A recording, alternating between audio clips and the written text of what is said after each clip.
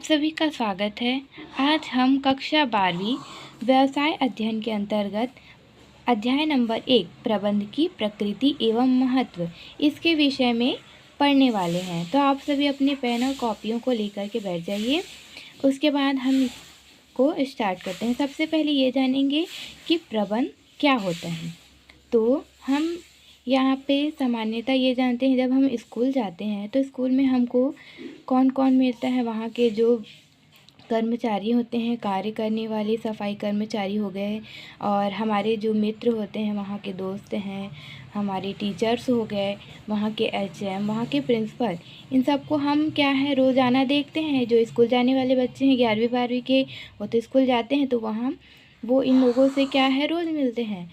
तो हम इसी का उदाहरण के माध्यम से प्रबंध को समझने का प्रयास करते हैं।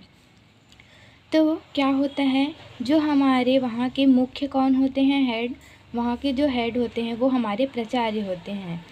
तो उनके अंतर्गत क्या है, जो हमारी स्कूल होती है वहाँ पे हमारा जो टेबल बेंच जो हम जिसमें बैठते हैं, तो उसकी व्यवस्था है या नहीं है, वहाँ पे पंखे की व्यवस्था है कि नहीं है, और वहाँ पे ब्लैक बोर्ड है कि नहीं है, वहाँ पे चौक है या नहीं है, इन सब की व्यवस्था कौन देखता है, वहाँ के जो हेड होते हैं वो देखते हैं। तो वो एक टाइप का क्या काम कर रहे हैं, अपने स्कूल को क्या कर रहे हैं, मैनेजमेंट कर रहे हैं। मतलब मैनेजमेंट का मतलब ये होता है कि वो क्या कर रहे हैं, मैनेज कर रहे हैं कि हमारे स्कूल में सुविधाएं हैं या नहीं है, और नहीं है तो उनकी व्यवस्था हम कैसे कर सकते हैं। तो वहाँ का मैनेजमेंट कर रहे हैं, वहाँ के जो प्राचार्य हैं वो वहाँ का मैनेजमेंट कर रहे हैं कि स्कूल में वहाँ पे पीने के पानी की सुविधा है या नहीं है, बच्चों के बैठने के लिए बेंच, और वहाँ पे जो पढ़ाते हैं उनके लिए क्या है, चौक है, डस्टर, और ये सब चीज़ जो भी हमारी ज़रूरत की जो स्कूल में चीज़ें होती हैं वो सब वहाँ है या नहीं है। इन सब की व्यवस्था को वहाँ के जो प्राचार्य है वो क्या करते हैं, देखते हैं। तो वो क्या कर रहे हैं, स्कूल का मैनेजमेंट कर रहे हैं हम। तो अब वही चीज़ को क्या बोलते हैं, हम मैनेजमेंट बोलते हैं। और एक आप दूसरा उदाहरण भी ले सकते हैं, जैसे हमारे घर में हमारे जो पेरेंट्स होते हैं वो क्या करते हैं, हमारे घर में जो ज़रूरत की जो चीज़ें होती है उनकी व्यवस्था को क्या देखते हैं, हमारे पेरेंट्स देखते हैं कि हमारे घर में जो भी ज़रूरत की चीज़ें हैं वो है या नहीं है। तो जैसे हमारे पेपर में आता है कि प्रबंध क्या होता है, वो तो मैंने आपको बता दिया उदाहरण के तौर पर समझाने के लिए क्या होता है। अब पेपर में आएगा तो हम उसको कैसे लिखेंगे, सबसे पहले यहाँ पे लिखेंगे प्रबंध का अर्थ। तो आप लोग अपना कॉपी में लिखना स्टार्ट कर दीजिए। मैं बोल रही हूँ, प्रबंध से आशय दूसरों से कार्य करवाने की कला से होता है। प्रबंध का आशय क्या होता है, जो दूसरे व्यक्ति होते हैं उनसे क्या करना है, हमको कार्य करवाना है।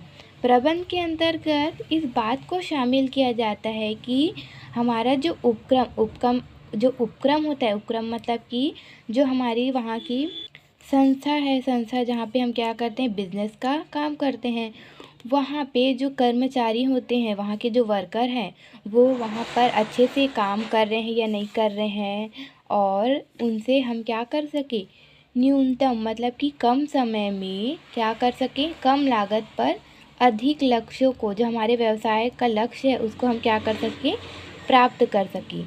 ये हमारा प्रबंध का क्या होता है, अर्थ होता है।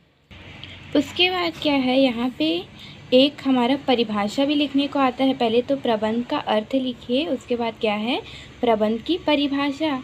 तो प्रबंध की परिभाषा में जैसे हम उदाहरण के तौर पर FW टेलर का लिख सकते हैं कि प्रबंध यह ज्ञात करने की कला है कि आप क्या करना चाहते हैं। मतलब प्रबंध यह ज्ञात करने की कला है कि हम व्यवसाय में क्या करना चाहते हैं, और तत्पश्चात यह देखना कि सर्वश्रेष्ठ एवं मितव्ययी ढंग से कैसे किया जा सकता है।